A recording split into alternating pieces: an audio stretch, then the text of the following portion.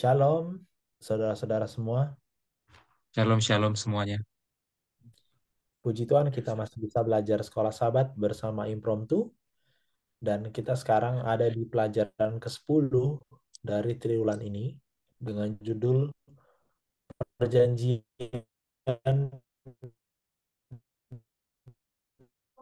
dan Cetak Biru, gitu ya. Hukum-hukum yang teknis dan ada hari raya juga sedikit kita bahas. Dan sekarang kita masuk ke dalam satu hal yang sangat penting ya dalam perjalanan bangsa Israel, yaitu bagaimana Tuhan mengikat janji kepada mereka dan juga memberikan blueprint atau cetak biru dari bait Allah itu sendiri ya. Dan kita akan membahas itu Sabat ini.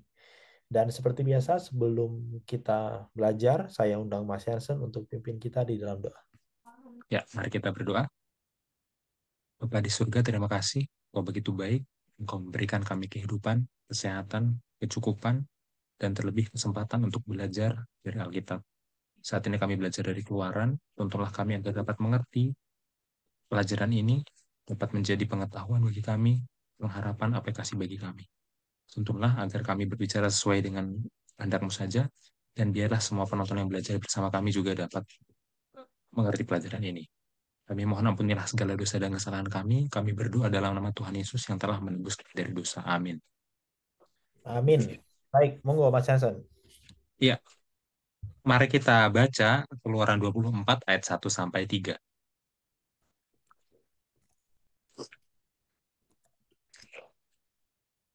Keluaran 24 ayat 1 sampai 3.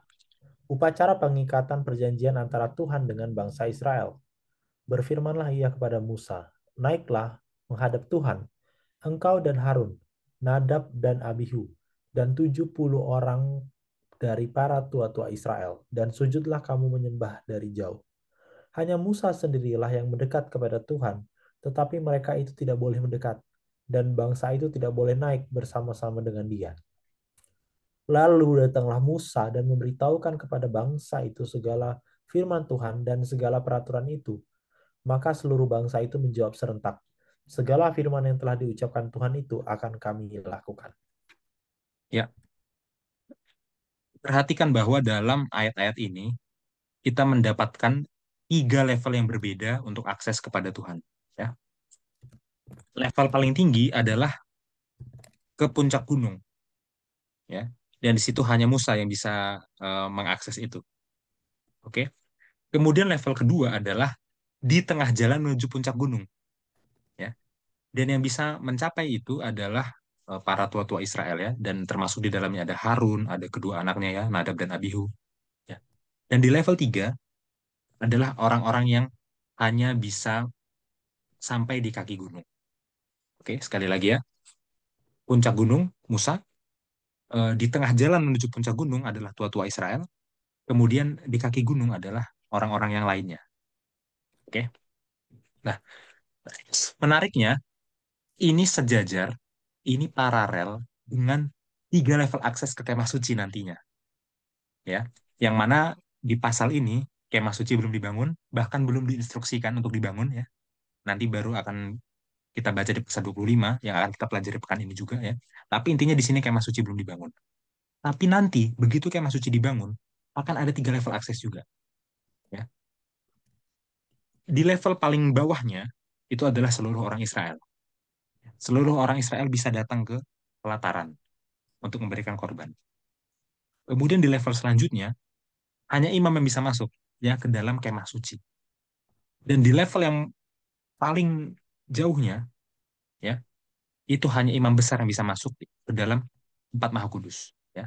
Sekali lagi, semua orang Israel pelataran, kemudian semua imam sampai ke bilik suci atau tempat suci ya. Kemudian hanya imam besar yang masuk ke bilik maha kudus atau tempat maha kudus. Gitu. Itu mengenai tiga level akses baik di gunung maupun nanti di kemah suci. Nah, sekarang mari kita fokus ke ayat 3-nya. Di ayat 3 ini adalah sebuah momen di mana akhirnya semua orang Israel mendengarkan semua hukum dan instruksi yang Musa sudah dapatkan di atas gunung, ya. Dan itu sudah kita pelajari sejak 2 pekan lalu ya, hukum dan instruksinya itu ya. Untuk lebih jelas, mari kita buka dalam bahasa Ibraninya ya. Keluaran 24 ayat 3. Oke, ya. Vayavo Moshe, maka tibalah Musa. Vayesaper, maka dia menceritakan Laam kepada bangsa itu, et kol divrei, semua perkataan-perkataan Adonai, perkataan-perkataan Tuhan ya, tertulis di situ Yod Heh Vav Heh ya. Ve'et kol hamishpatim, dan semua mishpatim, semua peraturan-peraturan dalam bahasa Indonesianya. Vayaan kol ha'am kol echad, maka menjawablah seluruh bangsa itu dengan suara satu, dengan satu suara. Vayomru, berkatalah mereka. Kol hadevarim, semua perkataan-perkataan, asyir diber Adonai, yang telah dikatakan oleh Tuhan, naase, kami akan lakukan. Ya. Nah, perhatikan, yang pertama adalah firman ya. Yang kata yang diterjemahkan sebagai firman dalam bahasa Ibraninya adalah divrei Adonai. Divrei Adonai. Nah, kata divrei itu adalah bentuk konstruk dari devarim. Bentuk konstruk dari devarim ya. Nah, devarim itu artinya adalah kata-kata. Dan dari pelajaran 2 pekan lalu, kita tahu bahwa devarim, kata-kata itu merujuk kepada 10 perkataan. Ya kan? Merujuk kepada 10 hukum. Keluaran 20. Jadi waktu dikatakan Musa menceritakan ulang divrei Adonai, devarimnya Adonai, maka itu sebenarnya Musa sedang menceritakan ulang 10 perkataan, 10 hukum. Ya. Divrei-nya itu tulisannya adalah DI, dan ya sisanya udah benar. Oke, vet, ya, divrei, ya, oke. Nah, selanjutnya disebutkan juga tentang peraturan. Ya. Yang dalam bahasa Indonesia diterjemahkan sebagai peraturan, dalam bahasa Ibrani-nya adalah mishpatim. Mishpatim. Yang secara literal, mishpatim itu bisa diterjemahkan sebagai keputusan-keputusan pengadilan. Ya. Dan jelas ini merujuk kepada hukum kasus yang ada di Keluaran 21 sampai 23, ya kan? Ya. Jadi sebenarnya apa yang Musa ceritakan, Musa itu mengulangi Devarim, perkataan-perkataan, 10 hukum yang ada di Keluaran 20, dan Musa mengulangi hukum kasus, Mishpatim ya, yang ada di Keluaran 21 sampai 23. Ya. Dan itu semua apa yang Tuhan sudah katakan. Tugas Musa hanya sebagai perantara. Ya, Musa menerima perkataan-perkataan itu dan meneruskannya dengan ke orang-orang Israel. Ya, seperti itu. Nah, sekarang bagaimana respon orang Israel? Perhatikan bahwa semua orang Israel itu all in. Mereka all in. Ya, mereka berkata dengan satu suara. Mereka bilang, segala firman yang telah diucapkan Tuhan itu akan kami lakukan. Itu kata orang Israel. Ya. Dan mereka 3 kali loh berkata seperti itu. Ya. 3 kali. Yang pertama kali, itu di Keluaran 19 ayat 8. Ya. Lalu di sini, yang kedua, di Keluaran 24 ayat 3 yang baru kita baca. Lalu nanti di Keluaran 24 ayat 7. Ya. Nah, afirmasi rangka 3 ini menunjukkan bahwa Tuhan itu sama sekali tidak memaksa orang Israel. Ya, Tuhan itu nggak memaksakan ke orang Israel sesuatu yang mereka sendiri nggak mau terima. Ya, nyatanya di sini orang Israel all in, ya kan? Orang Israel nggak merasa itu dipaksakan. Mereka senang menjadi bagian dalam perjanjian Tuhan, ya. Mereka sendiri bilang segala firman yang telah diucapkan Tuhan akan kami lakukan. Mereka sendiri yang bilang begitu, ya. Meskipun sebagaimana yang akan kita lihat, terutama di pelajaran pekan depan ya, seiring berjalannya waktu dan itu nggak terlalu lama jaraknya, ya, hanya hitungan hari, ya, mereka akan memungkiri perjanjian ini. Mereka akan melanggar perjanjian ini. Ya, kita akan pelajari pekan depan. Tapi awalnya mereka semua memang all in. Awalnya mereka semua setuju. Mereka semua berkomitmen untuk mau menurut awalnya. Gitu ya. Oke, kita lanjutkan, Bill. Keluaran 24 ayat 4 sampai 8.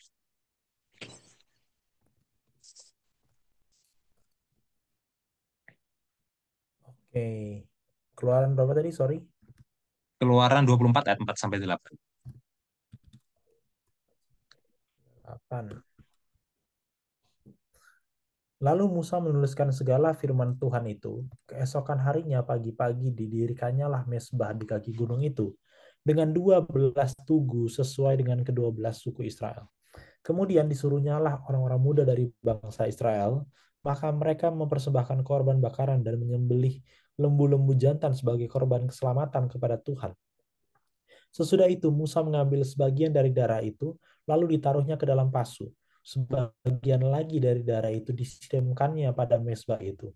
Diambilnya bagian itu lalu dibacakannya dengan didengar oleh bangsa itu dan mereka berkata, segala firman Tuhan akan kami lakukan dan akan kami dengarkan.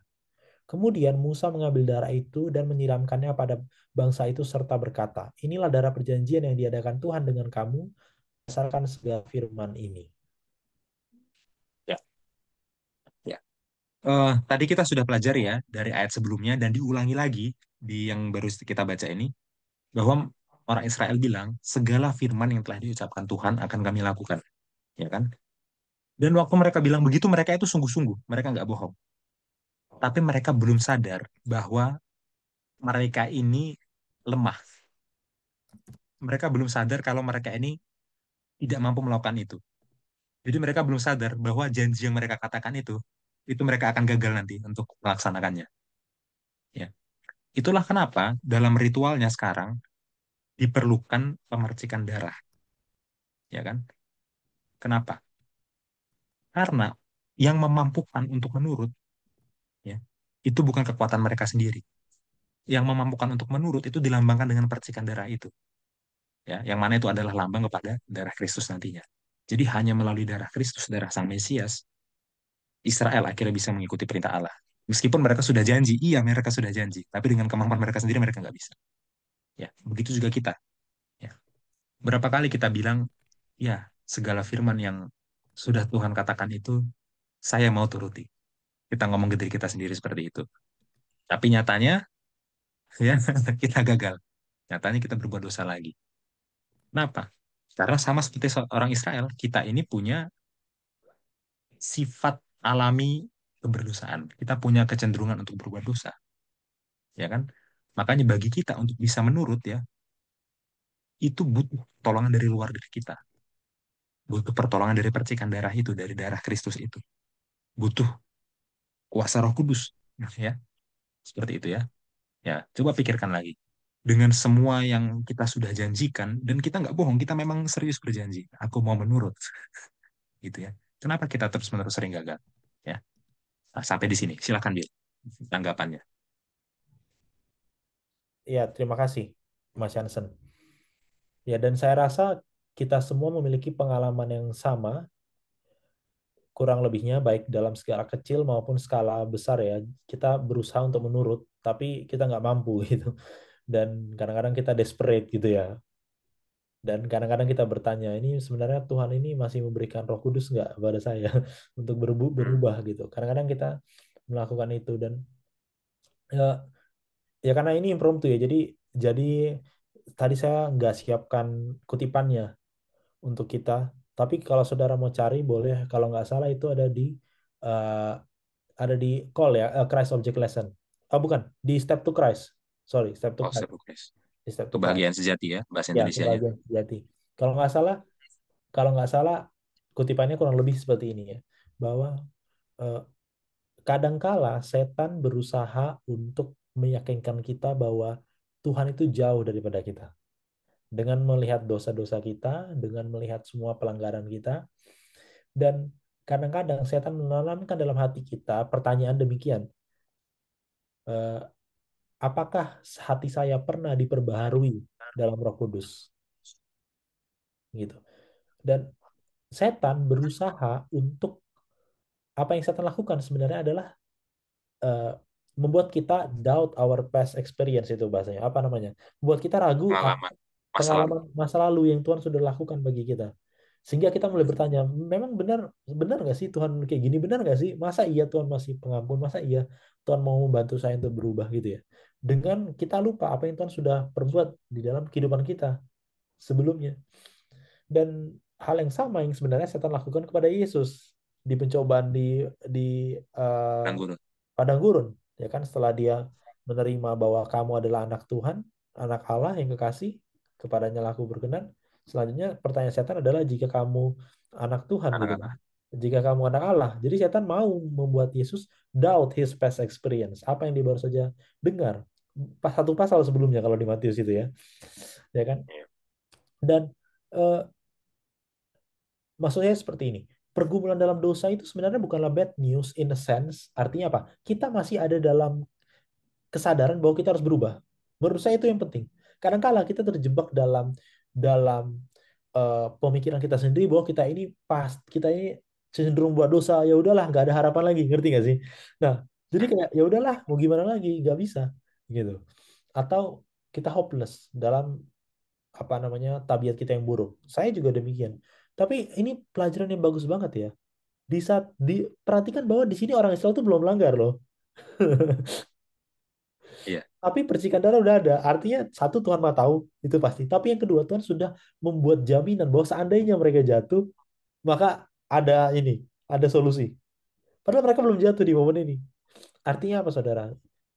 Maksud saya, pada saat kita bergumul dalam dosa, yakinlah bahwa sebenarnya Tuhan sudah sediakan solusi bahkan sebelum kita bergumul dalam dosa itu sendiri. Jadi sebenarnya kita nggak boleh discourage. Kita nggak boleh jadi takut dan kita merasa Tuhan jauh. Gitu ya. Malah di saat itulah kita harus yakin bahwa Tuhan itu sangat dekat dan Tuhan mau membantu kita. Dan itu harus kita kecap itu ya. Kita harus rasakan sendiri dengan pengalaman pribadi kita. Bahwa Tuhan di saat titik kita terendah, di saat itulah Tuhan sebenarnya sangat dekat. Dan jaminan itu ada. Tinggal kita pertanyaan kita mau klaim nggak janjinya itu. Mungkin itu kalau dari saya Mas Jansen. Tadi Bill sudah sedikit ya menyampaikan kutipan ya. Meskipun nggak ditampilkan di Iya. dokumen ya. Tapi apa masih ada kutipan lain yang mau ditampilkan, Bill? Ini ada kutipan lainnya. Nah, tadi itu impromptu dari memori aja. Tapi yang ini Iya. enggak. Ini dari Thoughts from the Mount of Blessings ya. Satu-satunya perlindungan terhadap kejahatan adalah berdiamnya Kristus di dalam hati melalui iman akan kebenaran. Karena keegoisan ada di dalam hati kita, godaan berkuasa atas kita. Namun, ketika kita melihat kasih Allah yang agung, keegoisan tampak bagi kita dalam karakternya yang mengerikan dan menjijikan. Dan kita ingin agar ia diusir dari jiwa. Ketika Roh Kudus memuliakan Kristus, hati kita dilunakkan dan ditundukkan. Godaan kehilangan kuasanya, dan kasih karunia Kristus mengubah karakter kita. Kristus tidak akan pernah meninggalkan jiwa yang untuknya ia telah mati. Jiwa itu mungkin meninggalkannya dan meliputi godaan, tetapi Kristus tidak akan pernah berpaling dari seorang yang untuknya ia telah membayar tebusan nyawanya sendiri. Seandainya penglihatan rohani kita dipercepat, kita akan melihat jiwa-jiwa yang tertunduk di bawah penindasan dan dibebani kesedihan, tertekan seperti kereta di bawah tumpukan beras gandum dan siap mati dalam keputusasaan. Kita akan melihat para malaikat terbang cepat untuk menolong orang-orang yang tergoda ini, yang berdiri seperti di tepi jurang. Para malaikat dari surga memaksa mundur pasukan jahat yang melingkupi jiwa-jiwa ini dan membimbing mereka untuk menjejakkan kaki di atas fondasi yang kokoh. Pertempuran yang terjadi di antara kedua pasukan itu sama nyatanya dengan pertempuran yang diperjuangkan oleh pasukan dunia ini. Dan takdir kekal bergantung pada hasil konflik rohani ini. Kepada kita, seperti kepada Petrus, firman diucapkan, Iblis telah menuntut untuk menampi kamu seperti gandum. Tetapi aku telah berdoa untuk kamu, supaya imanmu jangan gugur. Lukas 22 ayat 31-32. Syukur kepada Tuhan, kita tidak ditinggalkan sendiri. Ya, ini sama ya tadi dengan yang saya baca di Christ Object Lesson. Dia yang begitu mengasihi dunia ini sehingga ia telah mengaruniakan anak tunggal, supaya setiap yang percaya kepadanya tidak binasa, melainkan beroleh hidup yang kekal. Yohanes 3:16. Tidak akan meninggalkan kita dalam pertempuran melawan musuh Allah dan manusia. Lihatlah katanya, aku telah memberikan kuasa kepadamu untuk menginjak ular dan kalajengking, dan kuasa untuk menahan kekuatan musuh, sehingga tidak ada yang akan membahayakan kamu. Lukas 10 ayat 19. Hiduplah dalam hubungan dengan Kristus yang hidup, dan dia akan memegangmu erat-erat dengan tangannya yang takkan pernah lepas. Ketahui ini, dan percayalah akan kasih Allah kepada kita, dan kamu akan aman. Kasih itu adalah benteng yang tak tertembus oleh segala tipu daya dan serangan setan. Nama Tuhan adalah menara yang kuat. Kesanalah orang benar berlari dan ia menjadi aman. Amsal 18 ayat 10. Thoughts from the Mount of the Blessings. Halaman 18 dan 119. Agak panjang, tapi ini saya rasa bagus sekali. Ya. Oke, terima kasih Bill. Ya, berbicara tentang topik kuasa untuk jatuh, ya, kemampuan untuk menurut, ya. Eh, Mari kita buka Yehezkiel 36 ayat 26 sampai 27. Ya, scale berapa tadi? Maaf. 36 ayat 26 sampai 27. Oke. Yehezkiel 3, 26, 27. Kamu akan kuberikan hati yang baru dan roh yang baru di dalam batinmu. Dan aku akan menjauhkan dari tubuhmu hati yang keras dan kuberikan kepadamu hati yang taat. Rohku akan kuberikan diam di dalam batinmu dan aku akan membuat kamu hidup menurut segala ketetapanku dan tetap berpegang pada peraturan-peraturanku dan melakukannya. Oke, ya. Berbicara tentang hati ya sekarang ya. Hmm. Ada satu pepatah kuno dalam bahasa Inggris ya. Pepatahnya bilang gini, heart of human problem is the human heart, Nah, gitu ya. Kalau diterjemahkan jadi kurang bagus. Terjemahannya adalah inti heart dari masalah manusia adalah heart, hati manusia. Ya. ya. Jadi terjemahannya nggak terlalu menangkap permainan katanya ya, tapi saudara paham maksudnya. Dan memang itulah yang ditunjukkan oleh sejarah panjangnya Israel. Ya. Inti dari masalahnya Israel adalah hatinya Israel. Dan Israel yang adalah mikrokosmos adalah gambaran kecil dari seluruh manusia gitu ya. Menggambarkan keadaan manusia secara umum. Keadaan manusia secara umum ya, inti masalah manusia secara umum adalah hati manusia juga gitu ya. Sekarang coba kita sedikit evaluasi sejarahnya Israel ya, bukan hanya yang di Keluaran ya, karena ini udah bicara Yehezkiel artinya minimal ini sejarahnya sampai sebelum pembuangan lah ya.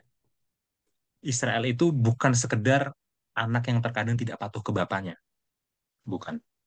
Israel itu bukan sekedar istri yang sesekali genit dan tidak patuh ke suaminya, bukan ya. Israel itu ketidakpatuhannya itu adalah ketidakpatuhan dengan tekad yang kuat. Seakan-akan mereka itu berkomitmen sekali untuk tidak patuh, gitu ya. Sampai ketidakpatuhannya itu bukan hanya sesekali, tapi terus-menerus diulang-ulang. Ya. Bahkan mereka itu sampai tenggelam dalam kejahatan yang level kejahatannya itu sama seperti bangsa-bangsa kafir di sekitar mereka. Ya, contohnya pengorbanan anak misalkan ya. Mereka sudah lakukan itu seperti bangsa kafir di sekitarnya. Artinya tidak taatan Israel itu bukan sekedarnya, gitu ya. Nah, masalah ketidaktaatan Israel itu apakah pada perilakunya? Tentu saja iya. Tapi bukan itu masalah utamanya. Masalah utamanya itu ada di sumbernya. Sumbernya ada di mana? Sumbernya ada di hati dan roh. Itulah yang dibahas oleh Yehezkiel sekarang, hati dan roh. Ya. Sekarang mari kita pelajari ya, maksudnya hati itu apa, maksudnya roh itu apa, terutama dalam pemikiran Ibrani. Ya. Hati dalam bahasa Ibrani itu adalah lev, ya. Ada juga yang bilang levav, ya. Tergantung nanti dia pakai bentuk panjang atau bentuk pendek ya. Tapi sebut saja lev, ya. Hati itu adalah tempatnya pikiran. Oke. Dan itu bukan berbicara tentang emosi sebenarnya. Gitu. Jadi waktu orang Ibrani berbicara tentang hati itu sebenarnya berbicara tentang bagaimana seseorang itu berpikir, bagaimana seseorang itu memutuskan, bagaimana seseorang itu berkehendak. Ya. Kalau katanya ilmu modern katanya frontal lobe gitu ya. Ya saya nggak terlalu paham. Mungkin yang lebih mengerti apa anatomi manusia atau neuroscience bisa komentari. Ya. Jadi orang menyebut pusat pertimbangan manusia, orang Ibrani menyebutnya sebagai hati, lev. Itu hati. Nah, bagaimana dengan roh? Ya, roh dalam bahasa Ibrani adalah ruah. Oke, ruah. Ruah ini adalah cerminan perasaan seseorang, cerminan aspirasi batin seseorang. Tapi bukan hanya dalam artian emosi. Ya, ini berkaitan dengan sikap orang itu gimana, wattnya orang itu gimana, motivasinya orang itu gimana. Dan itu akan membawa ke pilihan dan tindakan.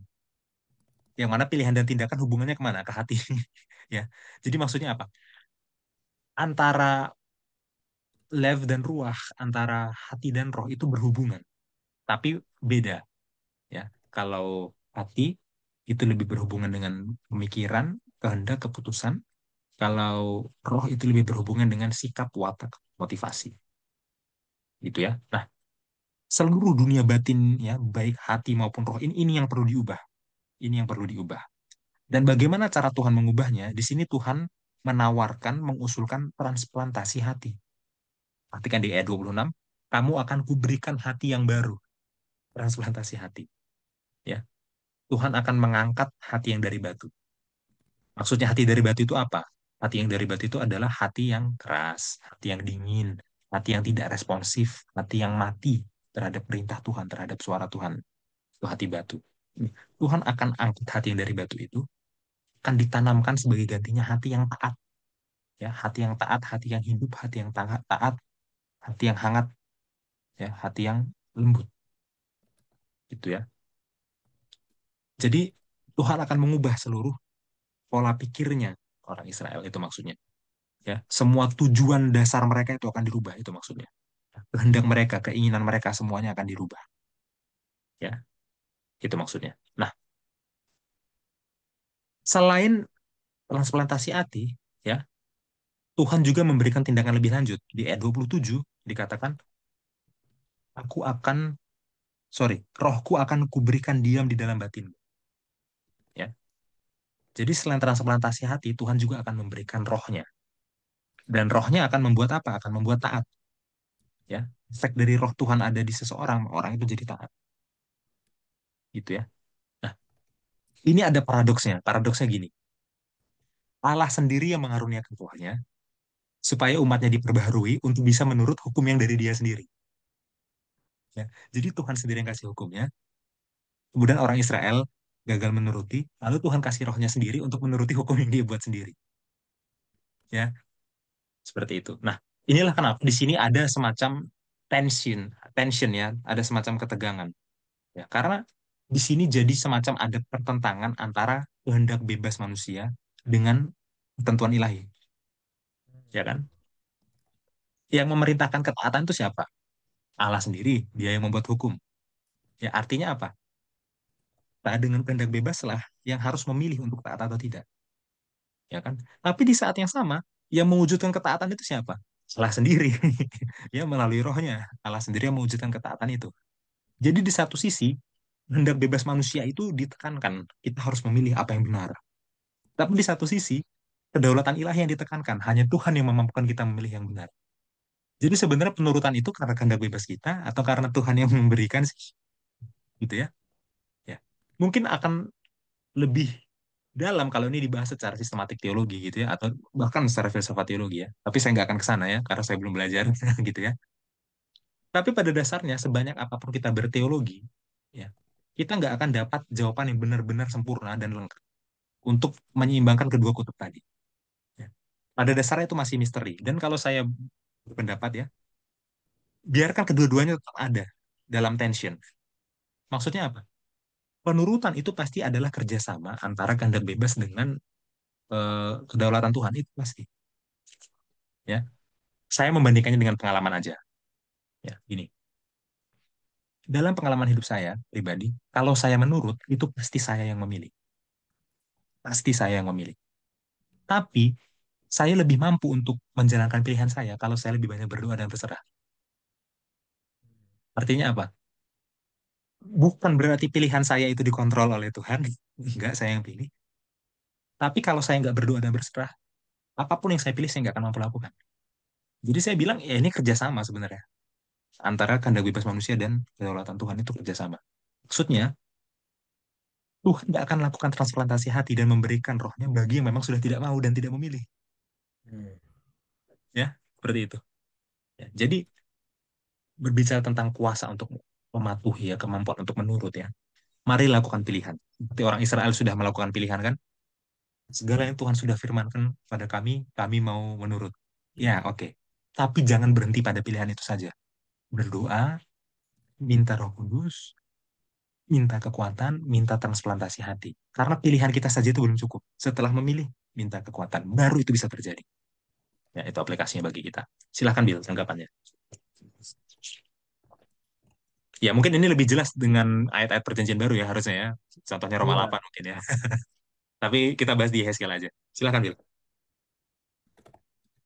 eh, saya ingat ya ada satu momen dulu dulu banget, mungkin berapa berapa tahun yang lalu ya. Saya pernah saya mengajar di salah satu sekolah sahabat cabang di Pekanbaru ya, di tempat dari saya asal saya. Dan Di saat itu ada sebuah diskusi ini, tapi diskusinya lebih kayak tentang penurutan gitu ya. Maksudnya gini, pertanyaannya adalah begini. Kita kan memilih yang benar, memilih yang menurut saya berhari Sabat itu kan pilihan gitu. Tapi di saat yang sama yang memampukan saya untuk konsisten beribadah hari Sabat itu kan juga adalah Roh Kudus gitu. Jadi ketika kita berbicara tentang pertobatan, pertobatan ini di eh, dikreditkan pada apa? Nah, itu pertanyaannya pada saat itu. Oh ya, Pertobatan yang ini berjasa pada yang perdebatan itu berjasa manusianya atau Roh Kudus. manusianya atau Roh Kudusnya. Dan ada banyak lah paradoks yang timbul dari perbincangan itu, seperti yang Mas Hansen kurang lebih sampaikan tadi dalam beberapa kalimat itu bagus sekali ya. Dan eh, pada akhirnya argumennya adalah seperti ini. Kemampuan untuk bertobat, gini, dalam satu frasa seperti ini. Roh Kudus tidak bisa memaksa kita untuk memilih yang benar untuk bertobat karena kita harus pilih.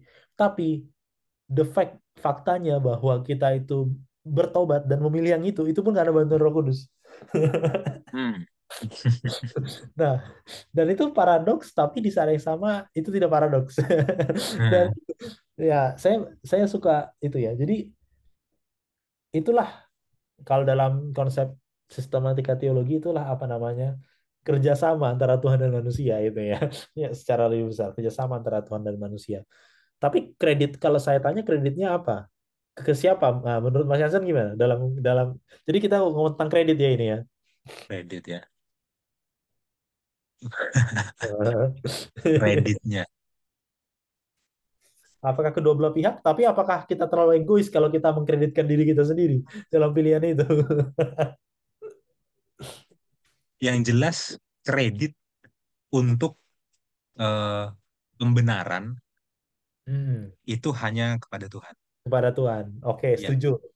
ya. Tapi kredit untuk eh, pilihan-pilihan sehari-hari untuk memilih yang benar itu dikreditkan pada kedua-duanya. Iya, tentu pasti ada manusia yang memilih ya, pasti ya. Iya. Mm-mm. Iya, iya, iya. Saya setuju, saya setuju. Tanpa kita masuk lebih dalam tentunya ya. Tapi Iya. tapi ini kadang-kadang soalnya itu pengaruh ke aplikasi konsep ini. Soalnya gini kadang-kadang Mas Jansen, orang berdoa, ah udah nggak ada gunanya lagi kudoakan orang itu udah nggak bisa berubah dia aja kayak gitu. Oh iya. Ini ada hubungannya dengan yang argumen semacam itu untuk kasus kayak gitu. Jadi seolah-olah Roh Kudus ini nggak mampu untuk mengubah seseorang. Ya saya bisa cari kutipan lain ya. Dikatakan bahwa di saat kita melihat orang itu tidak bertobat, ternyata Roh Kudus itu lagi berjuang keras untuk mempengaruhi dia dan tiba-tiba kita lihat dia tiba-tiba bertobat, kita pikir dia sok suci, padahal sebenarnya itu Roh Kudus sudah berusaha sejak lama untuk dia bertobat. Ada kutipan lainnya juga seperti itu. Tapi gimana menurut Mas Yasa tentang ini ya biasanya? Iya, kalau kita merasa orang sudah terlalu jahat sampai tidak bisa bertobat itu kita nggak punya kasih ya. Karena 1 Korintus 13 itu bilang salah satu eh, dari tindakan kasih itu adalah percaya terhadap segala sesuatu. Hmm, Kasih percaya segala sesuatu. Jadi kasih itu percaya kalau dia masih bisa berubah. ada kesempatan ya. Ya, percaya. Ya. Kalau kita udah nggak percaya lagi orang bisa berubah, ya kita udah nggak kasih lagi sama orang itu ya. Iya, Itu Bil. iya, iya. Atau Mantap. ada kutipan lain yang mau ditampilkan? Sampai sini cukup itu saja. Sampai sini cukup ya. Oke ya, kita lanjutkan ya. Kita Oke. kembali ke kitab Keluaran. Kita lanjutkan pembacaan kita, Keluaran 24 ayat 9 sampai 11. Dan naiklah Musa dengan Harun, Nadab dan Abihu dan 70 orang dari tua-tua Israel. Lalu mereka melihat Allah Israel, kakinya berjejak pada sesuatu yang buatannya seperti lantai, dari batu nilam dan terangnya seperti langit yang cerah. Tetapi kepada pemuka-pemuka orang Israel itu tidaklah diulurkannya tangannya. Mereka memandang Allah, lalu makan dan minum. Ya, perhatikan di ayat 10 dikatakan, lalu mereka, maksudnya para tua-tua ya, bersama dengan Harun, Nadab, Abihu ya, lalu mereka melihat Allah ya. Bagaimana mungkin mereka bisa melihat Tuhan? Ya, kita akan belajar itu pada pelajaran selanjutnya dalam Keluaran 33 ayat 20 ya dikatakan tidak ada orang yang bisa memandang Tuhan dan tetap hidup. Ya, maksudnya begitu orang memandang kemuliaan Tuhan dia pasti mati. Kenapa di sini dikatakan para tua-tua bisa melihat Tuhan? Ya. Nah, Ada beberapa cara untuk berpikir tentang ini. Yang pertama adalah gini. Dalam konteks ini, para tua-tua ini diundang untuk naik. Ya. Jadi mereka itu tidak datang atas inisiatif mereka sendiri. Jadi ada perbedaan antara orang yang dengan sengaja menerobos mau masuk ke hadirat Tuhan dengan yang memang diundang untuk masuk ke hadirat Tuhan. Itu cara berpikir yang pertama. Ya. Kemudian yang kedua cara berpikirnya adalah mereka ini hanya melihat kaki Tuhan, bukan wajah Tuhan. Cara berpikir yang kedua begitu. Karena memang manusia itu tidak bisa bertahan hidup waktu melihat menghadapi dampak penuh dari kemuliaan Tuhan. Ya, tapi kalau hanya melihat kaki Tuhan masih bisa, mungkin seperti itu. Ya, coba kita buka bahasa aslinya. Ya, ayat 10 ya, Keluaran 24 ayat 10. Ya, Bayiru, lalu mereka melihat et Elohe Israel, lalu mereka melihat Allah Israel. Artinya apa? Bahasa Indonesianya ini sudah tepat menerjemahkan bahasa Ibraninya. Ya, tapi ada satu isu yang perlu kita perhatikan dalam terjemahan Septuagintanya. Tolong ditampilkan, Bin. Ya. Oh, oke. Bagi saudara-saudara yang belum tahu, Septuaginta itu adalah terjemahan Alkitab Perjanjian Lama dari bahasa aslinya Ibrani diterjemahkan ke Yunani. Dan ini terjemahan yang sangat kuno, sudah diterjemahkan kira-kira 300 tahun sebelum Yesus lahir. Ya. Septuaginta. Ayat 10 ya. Ayat 10. Keidon tontopon, lalu mereka melihat tempat uistike eki, yang mana di sana Oteos tu Israel. Sorry, USTK Eki yang mana di sana berdiri Otheos to Israel. Tuh Allahnya Israel. Ya. Jadi kalau bahasa Ibraninya dan bahasa Indonesianya bilang mereka melihat Allah, Septuagintanya bilang mereka melihat tempat di mana Allah Israel berdiri. Ya. Artinya Ah, apa? Septuaginta itu nggak menerjemahkan secara literal. Septuaginta itu menerjemahkan dengan parafrase. Mereka masukkan tafsiran ke dalam terjemahannya. Ya mungkin mereka sendiri bergumul ya dengan teks yang bilang bahwa mereka melihat Allah. Lalu mereka menerjemahkannya, oh maksudnya bukan melihat Allah secara literal kali. Maksudnya adalah melihat tempat di mana Allahnya Israel berdiri. Diterjemahkannya seperti itu. Ya. Dan secara konteks terjemahan ini masuk akal. Kenapa? Karena kalau kita baca keseluruhan ayatnya kan memang yang dideskripsikan oleh ayat ini terjadinya di sekitar kaki Tuhan gitu kan, ya kan? iya, iya, iya. Seperti itu ya. Nggak salah Jadi juga jelas kalau dia bilang gitu. nggak salah meskipun nggak literal ya.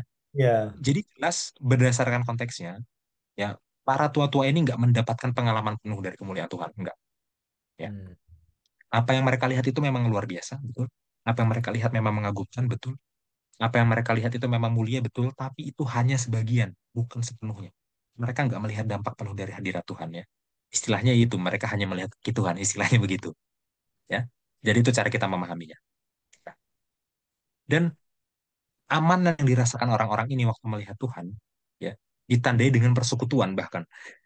Saking amannya berada di hadirat Tuhan, mereka bahkan sampai bersekutu dengan Tuhan, bersekutu dalam jamuan makan dan minum bersama Tuhan, gitu ya.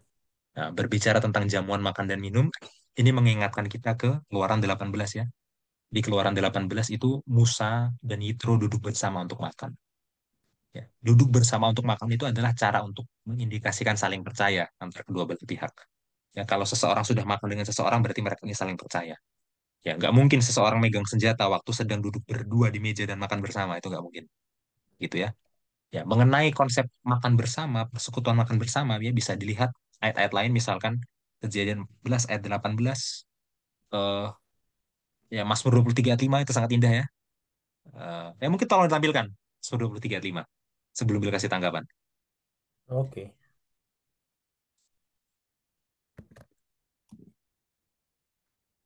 23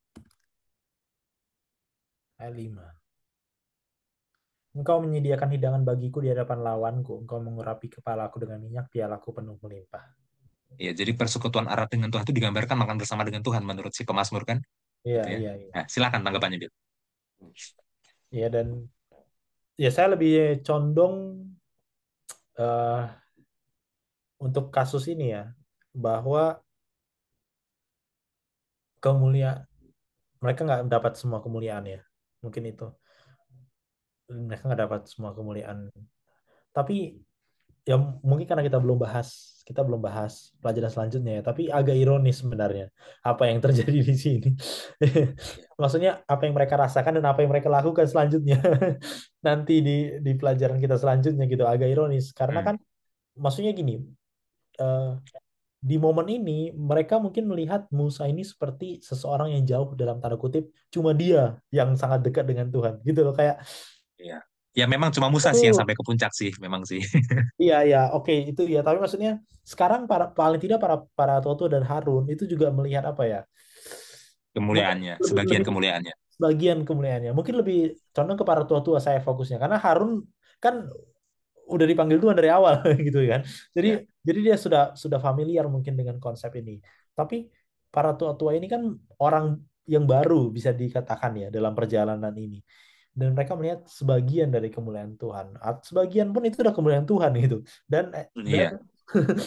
dan Iya. ada makan dan minum gitu kan. Ya, tapi itulah ironisnya ya. Kami akan menurut tapi ya selanjutnya malah malah membuat membuat apa? Membuat eh, kesalahan yang paling besar dari antara semua kesalahan yang mereka bisa buat.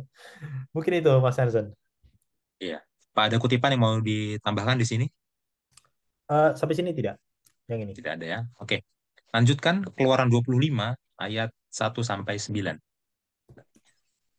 Oke. 25. Petunjuk untuk mendirikan kemah suci mengenai persembahan khusus. Berfirmanlah Tuhan kepada Musa, katakanlah kepada orang Israel supaya mereka memungut bagiku persembahan khusus dari setiap orang yang terdorong hatinya. Haruslah kamu pungut persembahan khusus kepadaku itu. Inilah persembahan khusus yang harus kamu pungut dari mereka: emas, perak, tembaga, kain ungu tua, kain ungu muda, kain kirmizi, lenan halus, bulu kambing, kulit domba jantan yang diwarnai merah, kulit lumba-lumba dan kayu penaga, minyak untuk lampu, rempah-rempah untuk minyak urapan dan untuk ukupan, dan riwangi wangi-wangian, permata krisopas dan permata tatahan untuk baju efod dan untuk tutup dada. Dan mereka harus membuat tempat kudus bagiku supaya aku akan diam di tengah-tengah mereka. Menurut segala apa yang kutunjukkan kepadamu sebagai contoh kemah suci dan sebagai contoh segala perabotannya. Demikianlah harus kamu membuatnya. Oke. Ya. Tuhan itu sudah memimpin Israel dan Tuhan itu sudah dekat dengan Israel. Ya, tapi Tuhan tetap mau supaya dia dibuatkan sebuah tempat kudus. Ya, Tuhan tetap memerintahkan Musa untuk dibuatkan tempat kudus. Ya. Jadi Allah itu mau menunjukkan kalau dia itu memang menyertai bangsa Israel. Ya. Tempat kudus itu adalah tempat di mana Allah menyatakan kehadirannya. Ya. Bukan berarti Allah itu apa tinggal dalam gedung buatan manusia, bukan itu maksudnya. Tapi di situ Allah menunjukkan kehadirannya, menunjukkan kemuliaannya. Ya, teofaninya, kira-kira begitu ya. Nah, dan perhatikan juga di sini orang Israel harus memberikan persembahan sukarela untuk membangun bait suci, ya kan? Mereka harus memberikan banyak persembahan yang berharga, mahal ya, ada emas, perak, perunggu, ya, kayu akasia, berbagai jenis kain-kainan, ya, kain halus ya. Kemudian ada minyak zaitun, ada rempah-rempah ya. Jadi mereka harus memberikan persembahan sukarela untuk pembangunan bait suci. Oke. Nah, sekarang saya mau mengarahkan pikiran kita kepada kata-kata kunci terkait dengan bait suci dalam bahasa Ibrani. Oke, jadi waktu kita berbicara tentang bait suci, ada beberapa kata Ibrani yang harus kita tahu, karena kalau enggak kita akan kehilangan kedalamannya. Ya. Jadi tolong dibukakan, Bil, Keluaran 25 ayat 8-nya aja dalam bahasa Ibrani. Ayat 8, ya. Ve'asuli, dan kalian buatlah bagiku mikdash, tempat kadosh, tempat kudus. Vesyakhanti, dan aku akan syahkan. Aku akan tinggal, ya. Aku akan diam Hmm. betoham di antara mereka. Oke. Kata kunci yang pertama adalah kata yang dalam terjemahan baru diterjemahkan sebagai diam. Ya. Ngomong-ngomong kata ini diterjemahkannya beda dalam TB2. Saya bacakan ya. TB2 Hmm. menerjemahkannya gini. Keluaran 25 ayat 8. Mereka harus membuat tempat kudus bagiku supaya aku bersemayam di antara mereka. Ya, jadi TB2 menerjemahkannya sebagai bersemayam. Nah, Tapi apa sih bahasa aslinya? Bahasa aslinya adalah syakhan. Syakhan. Ya. Dan dari kata kerja syahkan yang artinya adalah diam, tinggal, bersemayan, itu muncul kata benda lain adalah mishkan. Oke, dari kata syahkan muncul kata mishkan. Ya. Syahkan, ya, sip. Dan kata mishkan itu artinya adalah tempat kediaman. Ya. Kalau kita nanti baca Keluaran 25 sampai 40, ini akan jadi kata kunci. Ya, kata mishkan, tempat kediaman muncul berulang-ulang. Oke, itu kata yang pertama.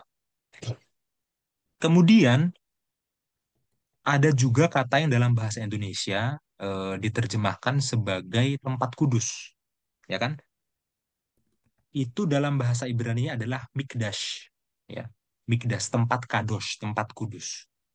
Oke, dan itu juga kata kunci, ya. Nah, ada satu kata kunci yang lain yang berhubungan dengan bait suci tapi nggak muncul di sini. Jadi tolong dibukakan Keluaran 26 ayat 7 dalam bahasa Ibraninya aja langsung, Bir. Oh ya, ngomong-ngomong mikdashnya pakai kof, ki. Mikdash. Ya, kodesh, kudus, ya. Kudus. Ayat 7. Ya, Veoasita, dan kamu harus membuat yeriot, tirai-tirai, oizim, ya, dari kambing, ya, tapi terjemahnya adalah dari rambut kambing, tapi sebenarnya bahasa aslinya cuma bilang dari kambing, ya. Leohel, untuk menjadi tenda. Oal hamiskan, tenda di atas miskan. Nah, kata kunci yang selanjutnya adalah kata ohel. Ohel itu artinya adalah tenda. Ya, kata tenda itu pertama kali muncul di sini. Di Bukan pertama kali muncul, sorry, munculnya di sini. Munculnya di sini ya, di Keluaran 26 ayat 7. Dan setelah ayat ini akan muncul terus-menerus berulang-ulang. Oke. Nah, sekarang gini. Dalam bahasa Inggris kita biasanya menyebut kemah suci sebagai tabernacle, ya kan, Bil, ya? Iya. Tabernacle. Ya. Kita bedakan itu dengan tent, tenda. Maksudnya apa? Kalau tent itu adalah kemahnya orang Israel. Kalau tabernacle itu kemahnya Tuhan. Jadi kita pakai istilah yang khusus, ya, pakai kata yang khusus untuk menunjukkan bahwa ini beda loh. Ini punya Ya. kehormatan, punya keunikan. Ya, kalau tabernacle itu ya bedalah dengan tent gitu ya. Tapi jangan salah paham, meskipun dalam bahasa Inggris beda, bahasa Ibraninya sama. Ohel. Tendanya orang Israel Ohel, tendanya Tuhan Ohel. Sama gitu ya. Nah, sekarang coba kita rangkum tiga kata ini secara sederhana ya. Pertama, Ohel. Ohel itu bicara tentang hakikat bangunannya seperti apa. Ya. Waktu bicara tentang Ohel, tenda, berarti dia bicara tentang bangunan yang tidak permanen, bangunan yang mobile, bangunan yang berpindah-pindah. Ya. Baik kemahnya Israel maupun kemahnya Tuhan kan dua-duanya ini ya, tidak permanen dan berpindah-pindah ya. Jadi dua-duanya disebut Ohel. Ya. Nah, waktu kita bicara tentang Mishkan, itu bicara tentang tujuannya, tentang fungsinya. Fungsinya sebagai tempat syakan, tempat tinggal, tempat kediaman, tempat bersemayam. Nah, dan waktu kita bicara tentang Mikdash, tempat suci, itu bicara tentang karakter penghuninya. Penghuninya adalah Tuhan. Tuhan itu adalah kadosh, suci, kudus. Ya. Makanya disebut sebagai Mikdash, tempat kudus. Ya. Dan saya rasa meskipun kita fasih bahasa Ibrani ya, tiga kata ini harus diketahui. Ya. Karena tiga kata ini akan sangat signifikan dalam makna teologi. Ya. Kita akan pelajari di pekan-pekan selanjutnya. Dan tiga kata ini bahkan akan diteruskan sampai perjanjian baru. Ya. Jadi tolong diingat ya. Meskipun gak ada ujiannya, ya tolong diingat ya tiga kata ini. Oke, sampai di sini Bill, silahkan. Iya. Dan itu saya baru tahu juga ya bahwa itu katanya sama ternyata. Saya Iya, pikir selama ini tuh beda tabernacle and tenda. bahasa Inggrisnya beda. Bahasa Inggrisnya beda, iya benar, benar. Aslinya sama. Dan saya rasa hampir semua di terjemahan bahasa Inggris tuh mereka bedakan itu ya. Baik itu Iya, yang lama literal atau dinamis mereka memang memang memisahkan itu tabernacle dengan tent. Tapi secara konsep ya saya suka ya dengan cara Tuhan hadir di tengah-tengah bangsa Israel. Selain tentu kemah suci ini fungsinya adalah untuk eh, memperkenalkan mereka kepada rencana keselamatan, ya kan? Tentu iya, itu. Tapi di saat yang sama ada sebuah konsep bahwa Tuhan ingin tinggal bersama-sama dengan bangsa Israel, seolah-olah tiang awan dan tiang api itu tidak cukup untuk menopang hadirat Tuhan gitu loh dalam dalam pemahaman saya. Jadi seolah-olah Iya, Tuhan itu memang mau intim dan luar biasanya dia iya, pakai kata yang sama. Oh hell, jadi artinya Tuhan itu dalam tanda kutip bukan sederajat, tapi Tuhan tuh membumi, apa merakyat, iya, apa iya, istilahnya, merakyat iya. gitu kan. Tuhan tuh merakyat, bukan artinya merendahkan Tuhan, bukan itu maksud saya. Tapi maksudnya Tuhan itu sesuatu yang bisa relate dengan orang Israel. Hmm, Tuhan itu iya, mengerti. Mungkin itu kalau dari saya, Mas Henry. iya, iya. Kalau sekarang kita dalam konteks kekristenan berbicara tentang rumah Tuhan, itu Hmm, kita berbicara tentang gereja biasanya kan. tentu. Dan kita waktu berbicara tentang gereja adalah kita berbicara tentang kita yang datang ke hadirat Tuhan. Iya, Tapi dalam konteks kemah suci, bukan orang yang datang ke hadirat Tuhan. Hadirat iya, Tuhan yang datang ke orang-orang. iya, iya, iya, Bukan kita yang datang ke Tuhan, Tuhan yang datang ke kita demi bisa tinggal bersama kita. iya. Itu luar biasa seperti yang Bill bilang tadi ya. Ya, itu Signifikan luar sekali. signifikan benar. Karena Tuhan tuh literally datang nanti. Iya, entah kedatangan yang pertama atau yang kedua, Atau yang kedua. tapi benar-benar datang. Iya, betul.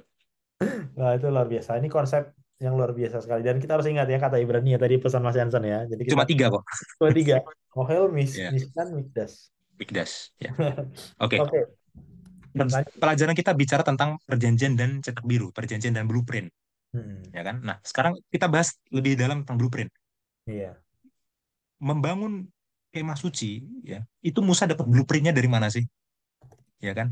Nah, tolong dibukakan Keluaran 25 ayat 40. Ayat 10. 40, sorry. 40, oh sorry. Ya, 40. Dan ingatlah bahwa engkau membuat semuanya itu menurut contoh yang telah ditunjukkan kepadamu di atas gunung itu. iya. Jadi ternyata Musa itu udah dapat contoh, udah dapat blueprint dari Tuhan, Tuhan kasih di atas gunung itu, ya kan? Nah, tapi contoh atau blueprint yang Tuhan kasih di atas gunung itu sumbernya dari mana? Ya, ini akan sangat signifikan kalau kita baca ke Perjanjian Baru ya. Tolong bukakan Ibrani 8 ayat 5.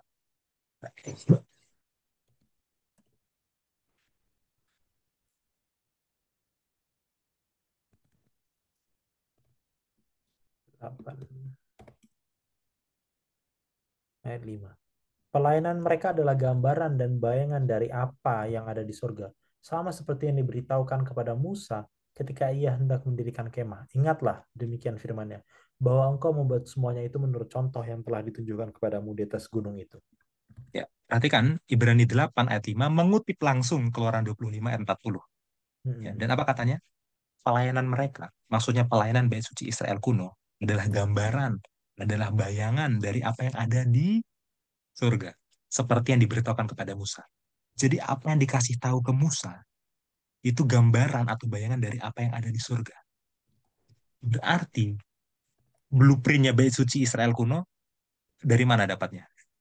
Dari bait suci surgawi. Dari bait suci surgawi.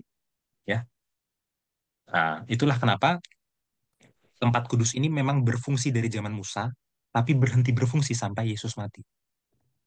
Kenapa? Karena begitu Yesus mati, kemudian Yesus bangkit, kemudian Yesus naik ke surga dan melayani di bait suci surgawi, sudah tidak diperlukan lagi bait suci di bumi. Ya, yang aslinya sekarang yang sedang berfungsi, gitu ya. Ya, makanya sekarang waktu kita berbicara tentang bait suci, ya, kita berbicara tentang pelayanan Yesus di bait suci surgawi yang menggenapi bait suci di bumi. Ya, seperti itu. Oke, sampai sini Bill, silahkan tanggapannya. Iya, dan saya rasa ini adalah konsep yang ya luar biasa penting ya, terutama dalam doktrin Advent ya. Saya rasa Ya, ya hampir semua doktrin Advent itu bergerak melalui ini gitu ya. Di, hmm, di poin ini bahwa kalau orang Kristen pada umumnya kan percaya bahwa oh iya Yesus mati jadi nggak perlu lagi domba-domba ini, nggak perlu lagi domba-domba semuanya ini. Tapi signifikansi itu berhenti dan cetak biru ini apa? Itu kan pertanyaannya. Nanti kan iya, signifikasinya kan itu panjang banget, pendamaian apa, Yesus ngapain di sana. Itu iya, panjang sekali dan saya rasa kita harus tahu ini, kita wajib tahu ini bahwa bait suci itu dikopi dari bait suci surgawi, bait suci bumi yang diberikan kepada Musa dikopi dari bait suci surgawi ya. Bahkan peran pelayanan imamnya juga itu adalah kopi semua gitu ya. Karena Yesus Ya, akan melakukan itu nanti bahkan di bait suci surgawi ya untuk melanjutkan peran penata layanan imam itu. Kalau dari saya itu sih Mas Hansen. ya. Berbicara tentang pelayanan Yesus sebagai imam besar di Bait Suci Surgawi, bisa kita buka Ibrani 8 juga ayat 1 dan 2-nya. Iya. Inti segala yang kita bicarakan itu ialah kita mempunyai imam yang besar yang demikian, yang duduk di sebelah kanan tahta yang maha besar di surga. Dan yang melayani ibadah di tempat yang kudus, yaitu di dalam kemah sejati yang didirikan oleh Tuhan dan bukan oleh manusia. Oke, lanjut Ibrani 9 ayat 11. Ini 8 ayat 1-2, terus Ya, 9 ayat 11. ayat 11. Tetapi Kristus telah datang sebagai imam besar untuk hal-hal yang baik yang akan datang. Ia melintasi kemah yang lebih besar dan yang lebih sempurna yang bukan dibuat oleh tangan manusia, artinya tidak termasuk ciptaan ini. Iya, temanya surat Ibrani ya, Yesus Iya, adalah lebih baik gitu ya. Kemah suci perjanjian lama itu baik, tapi kemah suci surgawi lebih baik. Kenapa? Karena imam besar eh, imam besar di perjanjian lama itu baik, tapi imam besar yang di surgawi yang adalah Yesus sendiri itu lebih baik. Gitu ya. Jadi bait suci surgawi itu lebih, Yesus juga sebagai imam besar adalah imam besar yang lebih daripada imam besar yang ada di keluaran yang di seluruh perjanjian lama. Ya, itu ya. Oke. Nah, sekarang kita akan merangkum banyak hal ya secara cepat saja ya. Eh, karena ada banyak detail yang kita nggak sempat untuk jelaskan satu persatu. Yang pertama ini, Bill. Dari Keluaran 25 ayat 10 sampai Keluaran 27 ayat 21. Keluaran, Bill. oh sorry. Ya, sampai 27 ayat 21 ya. Di situ ada banyak sekali rincian tentang kemah suci ya. Di situ Tuhan memberikan Musa rancangan tentang bagaimana membangunnya kemah suci, bagaimana melengkapi kemah suci ya, termasuk di dalamnya tabut perjanjian, di dalamnya meja roti sajian, kaki dian, mesbah, tirai, ya, termasuk warnanya, ukuran-ukurannya, ya, itu dijelaskan di situ. Saudara bisa baca sendiri ya. Ya. Bahkan ada satu arkeolog itu yang membahas pilihan warnanya itu sebenarnya itu ada latar belakangnya dalam dunia Timur Tengah kuno, dalam hubungannya terhadap eh, latar belakang budaya Mesir kuno. Ada bahkan itu ya, tapi kita nggak akan bahas sekarang itu. Aku manusia. Oke, kemudian di Keluaran 28 itu dikatakan bahwa imam itu harus mengenakan penutup dada yang berisi urim dan tumim dan itu harus ada di atas jantungnya imam. Itu Keluaran 28. Ya. Kemudian Keluaran 29 dikatakan semua imam harus dikuduskan. Ya. Di Keluaran 30 dikatakan bahwa semua benda-benda yang ada di bait suci juga harus dikuduskan ya dengan sangat hati-hati, baik mesbah pedupaannya, bejana pembasuhannya, minyak urapannya ya. Semua benda-benda yang ada di bait suci harus dikuduskan dengan hati-hati. Ya. Ya. Tentu saja kalau kita pelajari dengan detail itu sangat indah ya pelajarannya di sini ya. Tapi sekali lagi demi kesingkatan waktu kita rangkum saja. Silakan Bill, di bagian ini ada yang mau ditambahkan? Iya, dan eh, menyambung tentang yang tadi ya, Tuhan itu mau berkemah. Ini kan temanya masih sama ya, Tuhan mau tinggal dengan Ya, manusia. Tapi dan tampaknya merakyat gitu ya, tadi bahasa saya sendiri mengertinya. Tampaknya merakyat. Tapi di saat yang sama, ya tetap saja Tuhan itu tidak bisa main-main gitu ya. Maksudnya itu ya. iya, Tetap aja. Tuh, walaupun Tuhan itu dekat dengan manusia ya, imanen, transenden juga gitu. Jadi iya, nggak bisa nggak bisa main-main ya. Itu menurut saya aplikasi yang sangat bagus ya. Ya, ya kita menyembah Tuhan itu secara personal, Tuhan itu seperti sahabat gitu ya bagi kita, tapi di saat yang sama kita harus reference gitu, kita harus menghormati dan lihat. Kalau kita baca, makanya tadi Mas Hansen bilang indah sekali, saya baca dan itu luar biasa detail dan apa ya, ada semacam, bukan kekakuan saya mau bilang, tapi ada semacam reference, apa ya namanya, kekaguman dan hati-hati, kagum. itu bahasa yang baik ya tadi, hati-hati ya, hati-hati gitu. Dan kita lihat nanti anaknya Harun apa yang dilakukan gitu kan. Iya, iya, Karena nggak hati-hati, sekali lagi karena nggak hati-hati. Jadi itu bagus ya, bukan artinya kita takut sama Tuhan, hati-hati nanti ini, bukan itu maksudnya, tapi mau berhubungan dengan Tuhan itu bukan cuma seperti sahabat, tapi ada semacam kekaguman dan kekudusan, elemen kekudusan di dalamnya. Dan saya rasa itu poin yang sangat penting di bagian ini ya. Dan begitu juga dalam dalam kehidupan kita, bahkan ketika kita begereja pun harusnya seperti itu ya. Bagaimanapun Hmm, bentuk gerejanya gitu. Mungkin iya. itu kalau dari saya. Iya. Bagi saudara yang mau baca apa yang dilakukan oleh anak-anaknya Harun ya, Nadab dan Abihu, dan apa hukumannya, baca ke Imamat 10 ya, itu peristiwanya. Dicek Iya, sendiri iya, ya, iya. kita nggak akan bahas sekarang. Ya, dan sedikit informasi lagi, di sini ini baru instruksi pembangunannya. Iya, Baru instruksinya. Pembangunannya nanti baru mulai di Keluaran 36. iya, itu Oke, nanti. jadi nanti di diskusi masing-masing, jangan dianggap di sini sudah berdiri. Belum. Ini baru perintahnya gini, nanti bangun ini, begini, imamnya begini. Iya, Dibangunnya baru mulai di pasal 36 ya, gitu ya. iya. Oke, kita lanjutkan, Bill. Oke. Keluaran 31 ayat 1 sampai 11.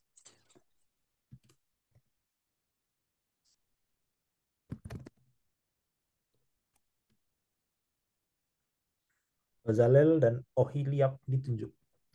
Berfirmanlah Tuhan kepada Musa, lihat, telah kutunjuk Bazalel bin Uri bin Hur dari suku Yehuda, dan telah kupenuhi dia dengan roh Allah, dengan keahlian dan pengertian dan pengetahuan dalam segala macam pekerjaan, untuk membuat berbagai rancangan supaya dikerjakan dari emas, perak, dan tembaga, untuk mengasah batu permata supaya ditata, untuk mengukir kayu, dan untuk bekerja dalam segala macam pekerjaan.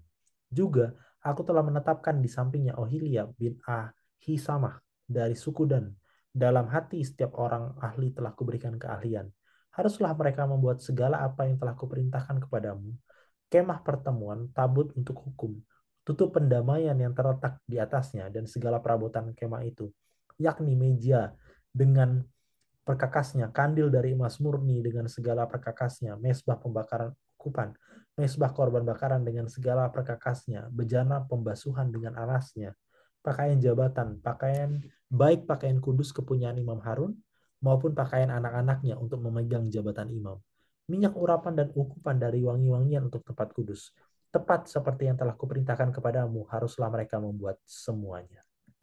Ya, ini adalah untuk pertama kalinya dalam Alkitab ya. Ada orang yang dikatakan, dituliskan, dipenuhi dengan roh Allah. Ya. Dan orang ini namanya adalah Bezalel, ya kan? Dia itu dimampukan oleh Allah untuk bisa bekerja, ya, sebagai insinyur sekaligus seniman untuk membangun kemah suci. Ya, kalau insinyur berbicara tentang skill tekniknya ya. Ya, ya, ya. Kalau seniman berbicara tentang skill desainnya, skillnya untuk membuat ukiran yang indah dan sebagainya. Artistik Dia lah. artistiknya ya. Dia dilengkapi dengan pemahaman, tapi selain dilengkapi dengan pemahaman, dia dilengkapi juga dengan keterampilan, gitu ya. Nah, selain itu ada satu orang lagi yang namanya Aholiab, Aholiab ya. Nah, dan sebenarnya ada banyak pengrajin-pengrajin yang lainnya. Itu ya. Makanya nanti kalau kita baca di pelajaran selanjutnya, nama mereka akan muncul lagi, kita akan dapat indikasi bahwa ada proses belajar mengajar di situ. Jadi baik Bezalel maupun Aholiab itu mengajari yang lainnya, supaya yang lainnya bisa juga untuk membantu pembangunan bait suci. Ya, jadi karunia rohani dari Tuhan untuk melayani, itu bukan berarti sesuatu yang nggak bisa dilatih, gitu ya. Ya. Tapi tentu saja, kalaupun sudah bisa atau belum bisa, tetap saja butuh roh Allah untuk menguduskan kemampuan itu, kan gitu ya. Seperti itu. Oke, lanjut, Bil. Eh, Keluaran 31 ayat 12 sampai 17. Keluaran 31 ayat 31 12 ayat 12 sampai 17. 17. Peringatan untuk menguduskan hari Sabat. Berfirmanlah Tuhan kepada Musa, katakanlah kepada orang Israel demikian. Akan tetapi hari-hari Sabatku haruslah kamu pelihara. Sebab itulah peringatan antara aku dan kamu turun-temurun, sehingga kamu mengetahui bahwa akulah Tuhan yang menguduskan kamu. Haruslah kamu pelihara hari Sabat, sebab itulah hari kudus bagimu. Siapa yang melanggar kekudusan hari Sabat itu, pastilah ia dihukum mati. Sebab setiap orang yang melakukan pekerjaan pada hari itu, orang itu harus dilenyapkan dari antara bangsanya. 6 hari lamanya boleh dilakukan pekerjaan, tetapi pada hari yang ketujuh haruslah ada Sabat, hari perhentian penuh, hari kudus bagi Tuhan. Setiap orang yang melakukan pekerjaan pada hari Sabat, pastilah ia dihukum mati. Maka haruslah orang Israel memelihara hari Sabat dengan merayakan Sabat turun-temurun menjadi perjanjian kekal. antara aku dan orang Israel, maka inilah suatu peringatan untuk selama-lamanya. Sebab 6 hari lamanya menjadikan langit, 6 hari lamanya Tuhan menjadikan langit dan bumi. Dan pada hari yang ketujuh ia berhenti bekerja untuk beristirahat. Ya, di tengah-tengah deskripsi ya tentang pertukangan, tentang kreativitas tadi ya, Hmm, muncul pembahasan tentang Sabat ya. Dan saya nggak tahu ya, sudah berapa pekan beruntun kita selalu bahas Sabat. iya, Ya. Dari sejak mana kalau nggak salah itu ya. Nggak pernah absen membahas tentang Sabat gitu ya. Ya, memang Sabat itu sangat penting ya. Yang pertama, seperti kita sudah jelaskan di pelajaran sebelumnya, Sabat itu pengingat penciptaan. Kemudian Sabat itu pengingat penebusan. Ya. Tapi di sini ditambah lagi loh satu aspek. Selain Sabat itu pengingat penciptaan, betul. Selain Sabat itu pengingat penebusan, betul. Sabat itu juga adalah hubungannya dengan pengudusan. Ya, kita baca di ayat yang ke-13 ya. Katakanlah kepada orang Israel demikian, akan tetapi hari-hari Sabatku harus kamu pelihara, sebab itulah peringatan antara aku dan kamu, turun-temurun sehingga kamu mengetahui bahwa akulah Tuhan yang menguduskan kamu. Ya, dimensi baru lagi nih tentang Sabat. Ya. Sabat itu mengingatkan kita kalau Dia Maha Kudus, dan Dia yang Maha Kudus telah menguduskan kita. Seperti Dia kudus, maka kita kudus. Dalam kekudusannya, Allah itu penuh kasih, maka kita juga penuh kasih. Dalam kekudusannya, Allah itu adalah Allah yang pemaaf, maka kita juga pemaaf. Jadi kalau kita itu menjadi orang yang kudus, itu karena Tuhan yang menguduskan kita. Dan kapan kita mengingat itu? Hari Sabat. Ya, ini pelajaran yang luar biasa loh. Karena biasanya kita mengingat Sabat, dan itu sangat baik tentang penciptaan. Kita mengingat Sabat sangat baik tentang penebusan, tapi tentang pengudusan jarang kan? Ya, seperti itu. Oke, terakhir Bill. Keluaran 31 ayat 18 ya.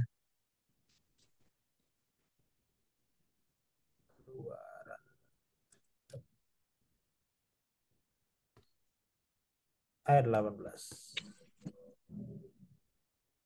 Musa menerima kedua loh hukum.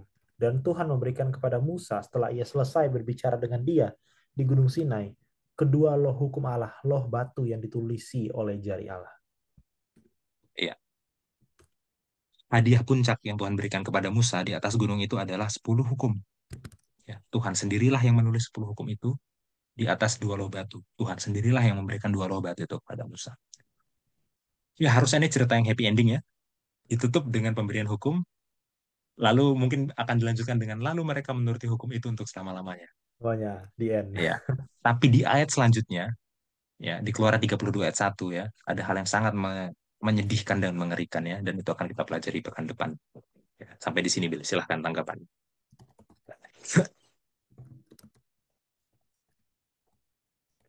Iya, dan yang pekan depan itu luar biasa ya tentang pelajaran ini. Seakan-akan kita itu diajak mendaki ke puncak gunung tertinggi kalau saya boleh bilang gitu ya. Ya, Kekudusan semua udah ini leading up nih, emosi terbangun gitu kan. Pas turun, nah bukan cuma turun, melayang ya sampai jatuh ke bawah dasar bumi iya. ceritanya ya dan kekudusannya kalau boleh saya bilang. Jadi apa yang udah dipersiapkan gitu ya leading up malah jadinya hancur. Tapi itu pelajaran yang sangat luar biasa, terutama di pelajaran depan ya. Tapi untuk pelajaran ini ya, kita belajar banyak hal. Dimensi kekudusan itu bagus juga tadi poin itu. Kita jarang bahas itu tentang hari Sabat Iya. gitu ya. Mungkin karena kita jarang bahas tentang itu, makanya kita hari Sabat itu banyak nggak kudus. Mungkin, mungkin. Banyak melakukan hal yang nggak kudus ya. Saya termasuk salah satunya. Jadi bukan cuma Iya. saya menunjuk orang nggak saya, orang yang paling salah mungkin. Dan elemen lain ya di pelajaran ini yang saya suka adalah eh, tentang tadi keterampilan itu ya. Jadi Tuhan itu juga memperhatikan aspek kecantikan in a sense gitu ya. Jadi kayak Mas Suci, oke kudus, bagus, materialnya bagus. Tapi kalau jelek ya kalau nggak rapi mungkin ya asal-asalan ya Hmm. Tuhan juga nggak mau gitu ya. Artinya dalam pelayanan kita juga nggak boleh ala kadarnya aja dong berarti. Ya, Hmm. nggak harus rapi, bahkan nggak boleh asal-asalan gitu ya. Dan untuk itulah Tuhan memberikan Roh Kudus gitu, memberikan Roh Allah di dalam hal ini ya. Untuk bahkan sesuatu hal yang nampaknya nggak terlalu esensial gitu, mungkin bagi kita gitu ya. Alah, yang penting kan udah diriin aja gitu. Tapi Hmm. hal yang tadi artistik itu ya, seolah seakan-akan tentu memperhatikan hal yang sangat detail yang bahkan menurut kita mungkin nggak penting gitu. Tapi untuk itulah malah penyebutan pertamanya ya, dibeli dengan roh Allah gitu kan. Dan itu luar Iya. biasa. Menurut Mas Hansen gimana untuk hal ini? Ya, pada dasarnya Tuhan itu adalah seniman ya. Kita bilang Tuhan itu Iya. adalah seniman ya. Kalau kita baca lebih lanjut tentang bait suci ya, selain perabotannya sebenarnya di dalamnya itu ada ukiran-ukiran yang bentuknya itu pepohonan. Hmm. Ya, dan jadi itu nggak dibiarkan apa ya, dibiarkan Polos. kosong, kosong polos tanpa keindahan itu sangat indah gitu ya. Jadi Hmm. ya mungkin itu juga yang kurang dari penyembahan kita ya. Kita biasanya berpikir tentang penyembahan itu dalam konteks yang pertama adalah dia itu kudus dan itu betul sekali. Yang kedua, penyembahan itu harus benar secara pengetahuan. Itu Iya. betul sekali. Tapi kita kurang memahami aspek penyembahan itu sebagai sesuatu yang indah dan seni. Iya, Contoh benar. gini, kita belajar Alkitab lah contoh. Yang paling pertama kita mau pelajari apa? Tentu saja hal yang kudus. Bagaimana itu Allah, ya kan? Bagaimana itu doktrin yang benar. Yang kedua, sisi aspek pengetahuannya. Sejarahnya bagaimana, dan lain sebagainya. Tapi kita lupa belajar aspek keindahannya. Alkitab Iya. itu ditulis dengan permainan kata, ya kan? Ditulis dengan paralelisme, ditulis dengan gaya sastra. Nah, jadi waktu orang menulis Alkitab, orang itu nggak hanya menulis sesuatu yang benar secara doktrin, itu pasti, tapi bukan hanya itu. Orang nggak hanya menulis sesuatu yang akurat secara sejarah, itu pasti, tapi bukan hanya itu. Tapi orang itu menyampaikannya dengan gaya bahasa yang indah-indah. Artinya gini, ya dalam penyembahan, tampilkanlah juga sisi keindahan itu gitu loh. Iya, benar. Tampilkan juga sisi keindahannya. Jangan sampai kita anggap bahwa kekudusan dan pengetahuan itu justru malah menjadi sesuatu yang sangat boring loh. Enggak Boring, begitu. iya. Harusnya Enggak. enggak. Harusnya enggak. Gitu ya. Iya. Ya bisa aja sebenarnya Alkitab ini ditulis dengan bahasa yang se-plain mungkin gitu kan. Nyatanya enggak kan. Dia Iya. pakai permainan kata. Seakan-akan berpantun sering gitu kan. Ya, Iya. ya lebihlah menghargai seni. Itu dari saya. Tuhan adalah seniman. Ya, saya setuju itu ya. Mungkin dari saya itu Mas Hansen, kita bisa tutup mungkin ya. Ya. Oke, mari kita rangkum ya. Yang pertama adalah Keluaran 24 ayat 1 sampai 3 ya. Di situ ada 3 level akses kepada Tuhan ya. Dan itu akan sejajar dengan nanti di bait suci ada 3 level akses juga. Ya, ini penting sekali poinnya ya. Jadi sebelum bait suci dibangun konsep 3 level akses itu sudah dijelaskan gitu ya. Kemudian ya di sini juga Musa mengulangi 10 hukum dan hukum kasus ya. Dan orang Israel merespon dengan berjanji menurutinya. Nah, itu menarik sekali ya. Ya, lalu dilanjutkan, masih di poin nomor 1 ya, dilanjutkan di ayat 4 sampai 8, ya, ada ritual, dan ritualnya itu mengharuskan pemercikan darah pada kitab perjanjian. Artinya apa? Komitmen Israel untuk menurut, itu perlu, eh, apa ya istilahnya, perlu dikhususkan dengan percikan darah itu. Ya, karena Israel tidak bisa menurut dengan kemampuan mereka sendiri, tapi hanya bisa menurut melalui darah itu, yang itu adalah perlambangan terhadap Yesus, terhadap Mesias. Itu ya, itu poin nomor 1. Kemudian poin nomor 2, itu bukan lagi eksegesis keluaran, tapi sudah berbicara tentang topik penurutan. Ya, dan kita keluar, kita masuk ke kitab lain yaitu kitab Yehezkiel. Yehezkiel 36 ayat 26 sampai 27. Ya. Di situ dikatakan eh, cara Tuhan untuk menyelesaikan masalah penurutan adalah bukan hanya memperbaiki perilakunya, tapi memperbaiki hatinya. Oke, jadi hati itu ditransplantasi, hati batu digantikan dengan hati yang lembut. Ya, kemudian Tuhan akan memberikan rohnya. Dengan begitu orang bisa menurut.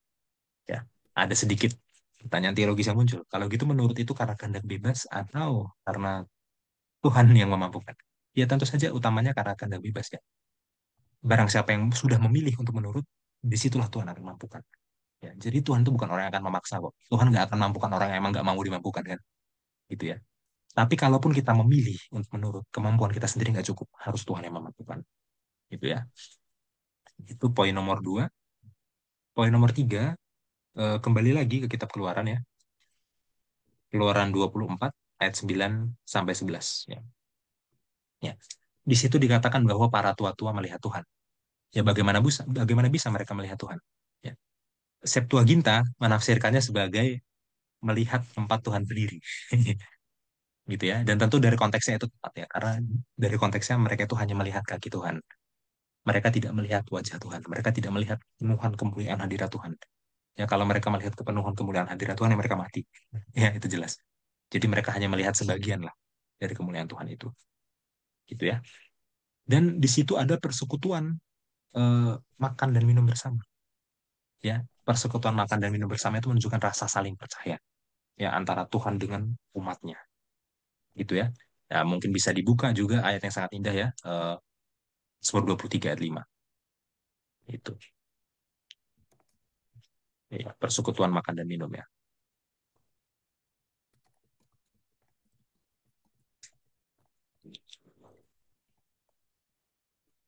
Oke. Ya, oke. Kemudian masuk ke bait suci ya. Keluaran 25 ayat 1 sampai 9. Ya. Tuhan minta dibuatkan tempat kudus. Ya. Dan apa orang-orang harus membawa persembahan sukarela ya. Ada berbagai macam barang di situ. Eh, Tadi saya memberikan pembahasan khusus tentang tiga kata kunci dalam bahasa Ibrani mengenai bait suci ya. Yang pertama adalah syahkan, yang kedua adalah mikdash, yang ketiga adalah ohel. Ya. Tolong kata ini dibahas ya, supaya kita bisa memahaminya dengan lebih akurat.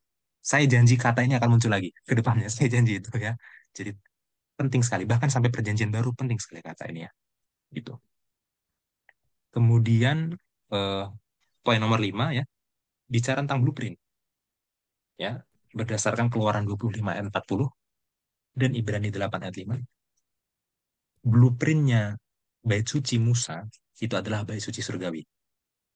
Ya, maka implikasinya adalah setelah Yesus menggenapi bait suci, setelah Yesus mati, bangkit dan naik ke surga dan melayani di bait suci surgawi, maka bait suci dunia sudah tidak berlaku lagi. Gitu ya. Ya, saya lupa poin ini ya. Jadi bagi saudara-saudara nggak usah itu mendamba-dambakan pembangunan kembali bait suci di Yerusalem gitu ya. Itu sudah digenapi di bait suci surgawi gitu ya. Ya, karena saya tahu ada beberapa yang mendamba-dambakan itu ya secara politis bahkan bikin konspirasi gitu ya. Ya, tapi saya nggak akan masuk ke sana. Nah, oke. Kemudian poin yang terakhir ya, poin nomor 6 di Keluaran 31 ayat 1 sampai 11 berbicara tentang para pengrajin, para tukang bait suci yang dikuduskan ya. Dan Keluaran 31 ayat 12 sampai 17 berbicara tentang hari Sabat ya. Sabat itu bukan hanya tanda penciptaan, bukan hanya tanda penebusan ya, tapi tanda kekudusan juga ya. Itu yang mungkin kita sering lewatkan ya. Tentu saja sabat sebagai penciptaan, tanda penciptaan betul, sabat sebagai tanda penebusan betul, tapi sabat sebagai tanda kekudusan itu penting juga ya. Kemudian ditutup di ayat 18-nya ya. Tuhan memberikan hadiah kepada Musa dan kepada bangsa Israel ya, dua loh batu yang isinya adalah 10 hukum ya. Tapi kenyataannya ini bukan happy ending. Persis di ayat selanjutnya di Keluaran 32 ayat 1 ya, semuanya berbalik menjadi sangat menyedihkan dan itu pelajaran pekan depan. Ya tolong dipancing-pancing dikit lah ya supaya apa anggota UKSS itu semangat gitu ya. Namanya film aja begitu mau masuk episode selanjutnya kan ada sedikit spoilernya gitu kan. Nah, ya kita juga bisa seperti itulah. Ya, sampai sini Bir, silakan tanggapannya. Iya. Eh, apa itu istilahnya? Aku tiba-tiba lupa. Gantung itu bahasa istilah medianya apa tuh kalau di film? Gantung, gantung. Ini nih apa? Aduh, aduh. Kita cari itu. Ntar aku cari apa itu istilahnya. Bersambung. To be continued. Enggak ada istilahnya. Oh, bukan. Oh, ada istilahnya. Cliffhanger. Oh, cliffhanger. Oh, iya, iya. Cliffhanger. Cliffhanger. Jadi kita harus buat cliffhanger gitu kan. Bukan happy ending Iya. tapi ini. Oke, tapi anyway itu iklan aja. Ya, Iya. ya saudara, pelajaran kita sampai sini dan ini ya kita bisa lihat emosinya terbangun ya dalam cerita ini. Emosi terbangun. Seakan-akan ada peristiwa yang besar setelah ini dan itu pelajaran selanjutnya. Jadi saudara harus mengerti. Tapi banyak sekali pelajaran yang sangat bagus ya. Tadi kita terutama yang saya ingat adalah tentang hari Sabat dan juga tentang tiga kata tadi ya yang kita dapat PR untuk ingat. Misalkan Mikdas dan Ohel gitu ya. Iya. Dan apa motivasi Tuhan di balik itu dan bagaimana mekanisme untuk menurut tadi kita juga bahas itu juga jangan lupa ya banyak poin tapi saya rasa yang itu nggak boleh hilang itu yang menurut terus yang kemah suci ini karena itu intinya gitu ya blueprint ini dari mana dan signifikansinya apa kalau blueprintnya itu dari sorga saya rasa itu ya Dari Mas Yansan ada lagi, Mas? Cukup, cukup. Oke, sampai di sini pelajaran sekolah sahabat kita, saudara. Saya akan tutup kita dengan doa. Mari kita bersatu dalam doa. Bapa di sorga, terima kasih atas berkat-Mu, atas hikmat yang Kau berikan kepada kami manusia yang berdosa ini, sehingga memampukan kami untuk bisa mengerti firman-Mu. Bapa, dengan segala keterbatasan kami, bantu kami untuk bisa menuruti firman-Mu dengan roh-Mu, berikan kami hati yang baru dan kuasa Roh Kudus, supaya kami boleh diperbaharui. Bantu Tuhan, terutama guru-guru sekolah sahabat yang akan mengajar di UKSS masing-masing, supaya kami semua boleh mengerti. Terima kasih Bapa di sorga, terima kasih atas berkat-Mu, atas pengampunan dosa yang Kau berikan kepada kami. Di dalam nama Tuhan Yesus kami berdoa. Amin.